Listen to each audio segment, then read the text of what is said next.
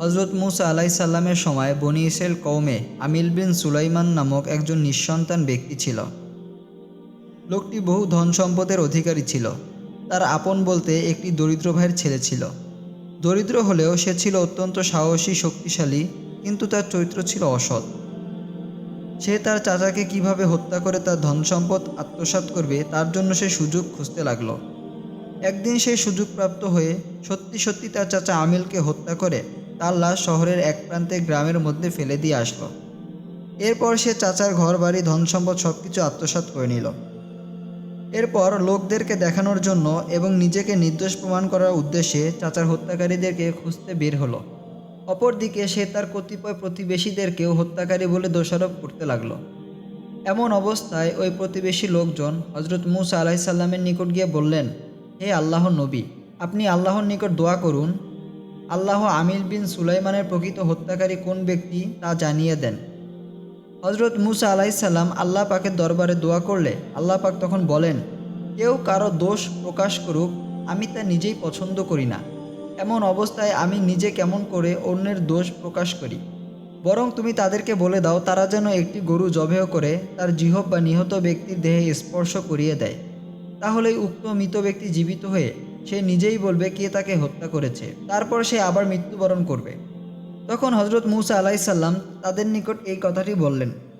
তারপর তারা হজরত মুসা আলাইসাল্লামের নিকট আবার জিজ্ঞেস করলেন, হে আল্লাহর নবী, আপনি আল্লাহর নিকট হতে জেনে বলে দিন ওই গরুটির কি কি গুণ থাকতে হবে। এরপর হজরত মুসা আলাইসাল্লাম আবার বললেন, আল্লাহ তাআলা বলেছেন ওই গরুটি একটি বলদ হতে হবে, যা বৃদ্ধও নয় আবার বাচ্চাও নয়, মধ্যম বয়সী গরু হতে হবে। অতএব এখন তোমরা আল্লাহর হুকুম অনুসারে কাজ সমাধান করো। তখন ওই লোকজন আবার বলল, আপনি আল্লাহর নিকট হতে এও একটু জেনে নিয়ে আমাদেরকে জানিয়ে দিন তার বর্ণ কীরূপ হবে। হজরত মুসা আলাইসাল্লাম তখন বললেন, এ সম্পর্কে আল্লাহ তাআলা বলেছেন, গরুর রং উজ্জ্বল হলুদ, যা দেখতে অত্যন্ত আকর্ষণীয় হবে।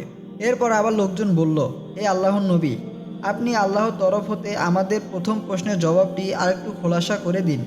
গরুটির আরও কি কি গুণ থাকতে হবে?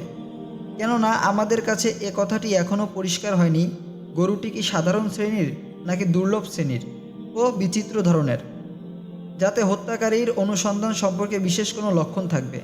আপনি যদি আমাদেরকে এই বলে দেন তাহলে আমরা ইনশাল্লাহ সব কিছুই ঠিকঠাক বুঝতে পারব। কেননা এমন গরু তো আমাদের নিকট আরও রয়েছে। হজরত মুসা আলাইসাল্লাম তখন বললেন, তোমাদের প্রশ্নের জবাবে আল্লাহ তাআলা বলেছেন, তা কোনো রকমের দুর্লভ বা অদ্ভুত শ্রেণীর গরু নয়, বরং সাধারণ শ্রেণীরই হবে। তবে অবশ্যই উৎকৃষ্ট হওয়া চাই, যাতে উল্লেখিত গুণ থাকার সাথে সাথে এরূপ হতে হবে যে তা দ্বারা কখনো হাল চাষ বা পানি সেচের কাজ করা হয়নি। মোট কথায় সব দিক দিয়ে নিখুঁত এবং তাতে কোনো প্রকার দাগ থাকতে পারবে না। শেষ পর্যন্ত তারা গরুর পরিচয় পেয়ে এরূপ গুণ বিশিষ্ট একটি গরুর সন্ধান করতে লাগলো। কিন্তু বহু অনুসন্ধানের পরেও তারা ওই রকম গরুর সন্ধান পাচ্ছিল না। এমন অবস্থায় একদিন তারা গরু অনুসন্ধানকালে একটা রাখালের সাক্ষাৎ পেল। সেই রাখাল তাদেরকে বলল, শহরের শেষের দিকে নদীর তীরের কাছে এক বৃদ্ধা আর তার পুত্র বসবাস করে। তাদের কাছে এমন একটি গরু আছে, হয়তো সেই গরুটির মূল্য খুব বেশি চাইবে, তবে তোমরা তার নিকট গিয়ে দেখতে পারো। ওই রাখাল বেশধারী লোকটি আর কেউই না, তিনি ছিলেন ফেরেশতা জিবরাইল আলাইহিসসালাম। ওই গরুটির মালিক ছিল একজন অত্যন্ত সৎ, ঈমানদার, ধার্মিক লোক। তবে তিনি খুবই অভাবগ্রস্ত ছিলেন। তার একটি মাত্র পুত্র সন্তান ছিল এবং ধন দৌলত বলতে ওই একটি মাত্র গরুই ছিল। তিনি তার পুত্রের ভবিষ্যতের জন্যই গরুটিকে পালতেন। গরুটি খেয়ে হৃষ্টপুষ্ট হওয়ার জন্য তাকে তিনি জঙ্গলে ছেড়ে দিতেন। এক সময় ওই ধার্মিক লোকটি তার স্ত্রী, পুত্র এবং গরুটিকে রেখে ইন্তেকাল করলেন। তার পুত্রটি সুশিক্ষা লাভ করে পিতার মতোই সৎ এবং ধার্মিক যুবকে পরিণত হলো। সে প্রত্যেকদিন জঙ্গলে গিয়ে কাঠ কেটে এনে তা বাজারে বিক্রি করে তার দ্বারা নিজের এবং তার মাতার ভরণ পোষণ চালাত। কাঠ বিক্রির পয়সাকে সে 3 ভাগে ভাগ করে 1 ভাগ গরিব দুঃখীকে দান করতেন, 1 ভাগ তার মাতার হাতে তুলে দিতেন এবং বাকি 1 ভাগ দ্বারা নিজেদের সংসার পরিচালনা করতেন। একদিন ওই যুবকের মাতা তাকে বললেন, প্রিয় ছেলে, তোমার পিতা তোমার জন্য একটি গরু জঙ্গলে ছেড়ে দিয়ে গেছেন। আজ পর্যন্ত গরুটি স্বাধীনভাবে জঙ্গলে বিচরণ করে ও খেয়ে দিয়ে আশা করি যথেষ্ট মোটা তাজা হয়েছে। তুমি জঙ্গলে গিয়ে আল্লাহ তাআলার নাম নিয়ে খুঁজলেই অনায়াসে তার সন্ধান পেয়ে যাবে। তুমি গরুটিকে খুঁজে নিয়ে আসো। গরুটির নিদর্শন হলো তা দেখতে অত্যন্ত আকর্ষণীয় এবং সূর্যের আলোর মতো ঝকঝকে। পুত্র তার মাতার কথা শুনে জঙ্গলে গমন করে এমনভাবে আল্লাহ তাআলা দরবারে দোয়া করলেন, হে মাবুদ, আমার পিতা আমার উদ্দেশ্যে যে গরুটি জঙ্গলে ছেড়ে দিয়ে গেছেন, দয়া করে আপনি আমাকে গরুটি মিলিয়ে দিন। দোয়া শেষ হতে না হতেই উক্ত গরুটি তার সামনে এসে মানুষের ভাষায় বলল, হে পিতামাতার বাধ্যগত এবং অনুগত সন্তান, তুমি আমার পিঠে ওঠো। আমি তোমাকে তোমার বাড়িতে নিয়ে যাব এবং সদা সর্বদা তোমার অনুগত থাকব।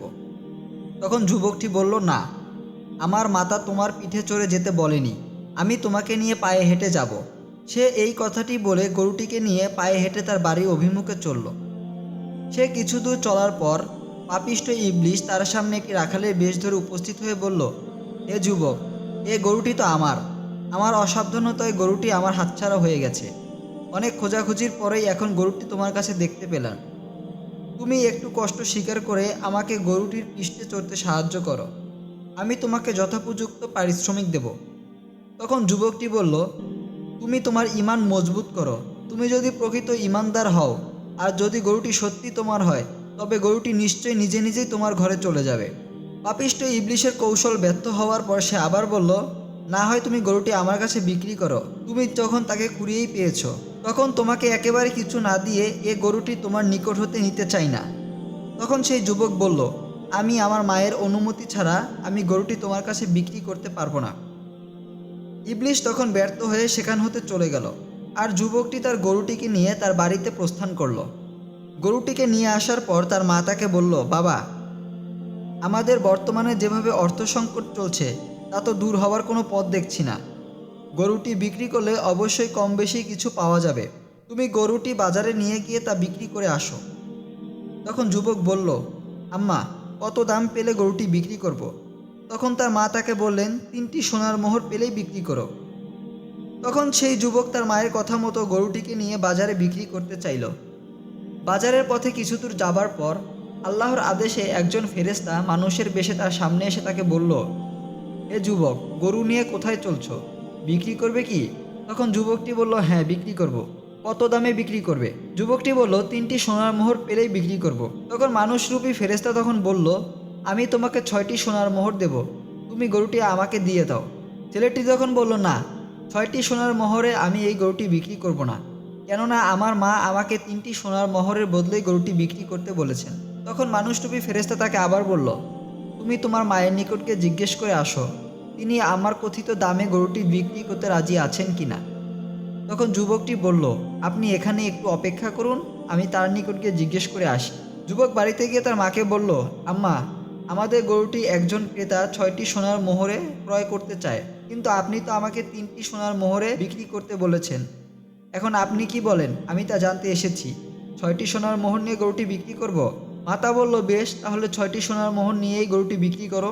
যুবকটি ক্রেতার নিকট উপস্থিত হয়ে বলল, হ্যাঁ, আমার মাতা আমাকে আদেশ দিয়েছেন, দিন, আপনি আমাকে 6টি মোহরই দিন।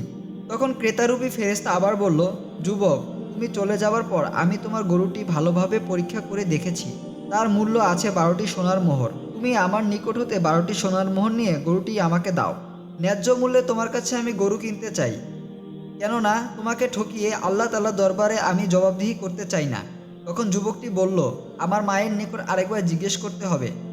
তখন ক্রেতারূপী ফেরেশতা বলল, বেশ, তুমি তোমার মায়ের নিকট জিজ্ঞেস করে এসো। যুবক আবার তার মায়ের নিকট উপস্থিত হয়ে সব কথা খুলে বলল এবং মায়ের নিকট অনুমতি চাইল। তখন তার মা বলল, হ্যাঁ, তবে 12টি সোনার মোহরই বিক্রি করো। এরপর যুবকটি ফিরে এসে ক্রেতাকে বলল, দিন, তবে 12টি মোহর দিয়ে আপনি গরুটি নিয়ে যান, আমি মাতার অনুমতি এনেছি। কিন্তু ফেরেশতা তাকে মোহর না দিয়ে এবার বলল, যুবক, আসলে আমি তোমার গরুটির মূল্য আন্দাজ করতে পারছি না। এর মূল্য 12টি স্বর্ণমোহর অপেক্ষা অনেক বেশি। কাজেই 12টি স্বর্ণমোহর দিয়ে এই গরু কিনে আমি তোমাকে ঠকাতে পারবো না। বরং আমি তোমাকে একটি পরামর্শ দিচ্ছি, তুমি গরুটি এখন কারো নিকট বিক্রি করো না, একটু অপেক্ষা করলে অনেক মূল্য পাবে। তুমি এখন বাড়িতে গিয়ে তোমার মায়ের নিকট একথা বুঝিয়ে বলো। আর সম্ভবত ইমরানের পুত্র হজরত মুসা আলাইসাল্লাম তোমার এই গরুটি ক্রয় করবেন। তিনি আসলে তার নিকট তুমি গরুটি বিক্রি করো, তবেই গরুটির প্রচুর মূল্য পাবার সম্ভাবনা রয়েছে। অতএব এখন আর অপেক্ষা না করে তুমি গরুটি কারো নিকট বিক্রি করো না। এই কথা বলে উক্ত ব্যক্তি অদৃশ্য হয়ে গেল। যুবকের কাছে ব্যাপারটি খুবই আশ্চর্য মনে হচ্ছিল। এরপর সে গরুটি নিয়ে তার বাড়িতে ফিরে গেল এবং মায়ের কাছে তার সম্পূর্ণ ঘটনা বর্ণনা করল। তার মা তা শুনে বললেন, বাবা, প্রথম হতেই আমার মনে হচ্ছিল এই লোকটি কখনো মানুষ হতে পারে না। এ নিশ্চয়ই কোনো ফেরেশতা হয়ে থাকবে, না হলে বিক্রেতার দাবিকৃত মূল্যের চেয়ে সে গরুটির মূল্য আরও কেন বেশি দেওয়ার ইচ্ছা করছে। মানুষ যতই ভালো হোক না কেন, এরূপ প্রকৃতি সচরাচর মানুষের মধ্যে দেখা যায় না। দেখি আল্লাহ তাআলা আমাদের ভাগ্যে কি লিখে রেখেছেন। এর 2 দিন পরেই হজরত মুসা আলাইসাল্লাম কয়েকজন লোকসহ যুবকের বাড়িতে এসে তাদের গরুটি দেখলেন।